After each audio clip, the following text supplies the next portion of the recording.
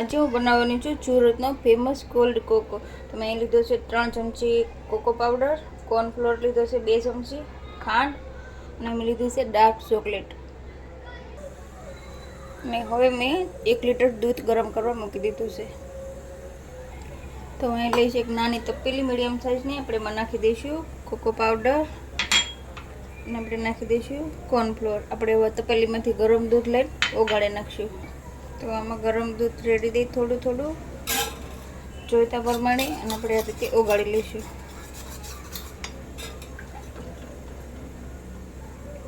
પાછું થોડુંક દૂધ રેડીશ અને દૂધ કોકો પાવડર આ રીતે ઓગાળી લઈશ. તો અહીંયા મેં કોર્નફ્લોર અને કોકો પાવડર ઓગાળી લીધું છે. ચાલો આપણે દૂધમાં ખાંડ નાખી દેવી. તો દૂધ આપણું ગરમ થઈ ગયું છે. આપણે એમાં નાખી દઈશું ખાંડ. તો આમાં નાખી દઈશ ખાંડ. ખાંડ આપણે થોડીક ઓગળી જાય એટલે આપણે નાખી દઈશું ડાર્ક ચોકલેટ. અને આપણે કોકો પાવડર ઓગાળ્યો છે એ પણ આપણે નાખી દઈશું. હવે નાખી દઈશ ડાર્ક ચોકલેટ. આપણે ધીરે ધીરે હલાવતા રહીશું.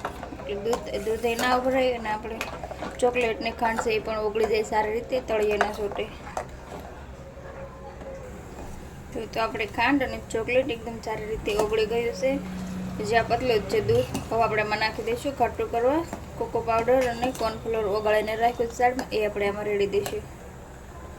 હવે આપણે કોકો પાવડર ઓગાળેલો છે એ આપણે રેડી દઈશું અને ધીરે ધીરે હલાવતા રહીશું.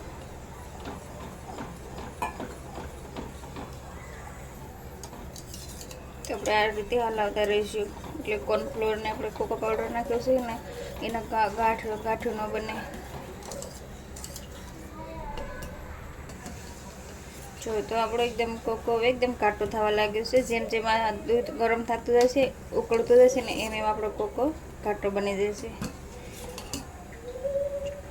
આ રેસીપી એકદમ જલ્દી બનીને તૈયાર થઈ જાય છે. બસ આને અત્યારે આ ગરમ છે ને, ઠંડુ થતાં થોડીક વાર લાગે છે. બાકી આ રેસીપી બનાવવામાં વાર નથી લાગતી. તો રાતે બનાવીને મૂકી દેવાની. આપણે કાલે સવારે બપોરે પીવી હોય ને તો આપણે રાતે બનાવીને મૂકી દેવાની. મેં અત્યારે રાતે જ બનાવ્યું છે. આ ફ્રીજમાં મૂકી દઈ, સવારે ઠંડુ ઠંડુ પીશું. જો કેટલો સરસ કલર આવી ગયો છે. એકદમ ચોકલેટ ઓગાળેલી હોય એવો ઘાટો થઈ ગયો છે ને. બસ હવે આપણે આ કોકો બનીને તૈયાર છે. હવે આપણે અહીંયા ગેસ બંધ કરીને ઠંડુ થવા મૂકી દઈશું. મીડિયમ ઠંડુ થઈ જાય પછી હું મૂકી દઈશ ફ્રીજમાં. ચલો આપણે એને ઠંડુ થવા મૂકી દેવી. જો આટલું ઘાટું થયું છે, જ્યાં ઠંડુ થશે ને એટલે વધારે ઘાટું થઈ જશે મીડિયમ. ચલો હવે ઢાંકીને રાખી દઉં, ઠંડુ થઈ જાય પછી બતાવીશ. જો તો મેં ફ્રીજમાંથી કોકોને તો પેલી બહાર કાઢી લીધી છે. અને જો આપણો કોકો ઠંડો અને ઘાટો સરસ બનીને તૈયાર થઈ ગયો છે. ચાલો હવે હું લઈ લઈશ એક ગ્લાસ. જો તો મેં અહીં લીધો છે ગ્લાસમાં આપણે પેલા નાખી દઈશું. જો મેં લીધો છે બરફ. આપણે બરફ નાખી દઈશું ગ્લાસમાં. હવે આપણે બરફને ઉપર નાખ્યું આપણે ઠંડો બનાવેલો કોકો.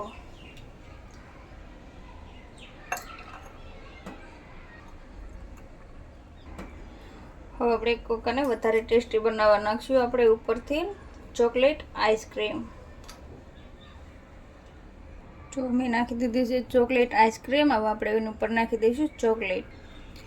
હવે હું કોકાની ઉપરથી નાખી દઈશ ચોકલેટ. એટલે આપણો કોકો એકદમ સુરતમાં મળે છે ને એવો એકદમ ચોકલેટી કોકો બનીને તૈયાર થઈ ગયો છે. જો હવે હું ચોકલેટની ઉપરથી રેડી દઈશ પાછું ફરીથી થોડોક આપણે બનાવેલો કોકો. જો તો આ મારી ચોકલેટ વાળી કોકો બનીને તૈયાર છે. જો કેટલો ચોકલેટી એવો સરસ આપણો કોકો બનીને તૈયાર છે.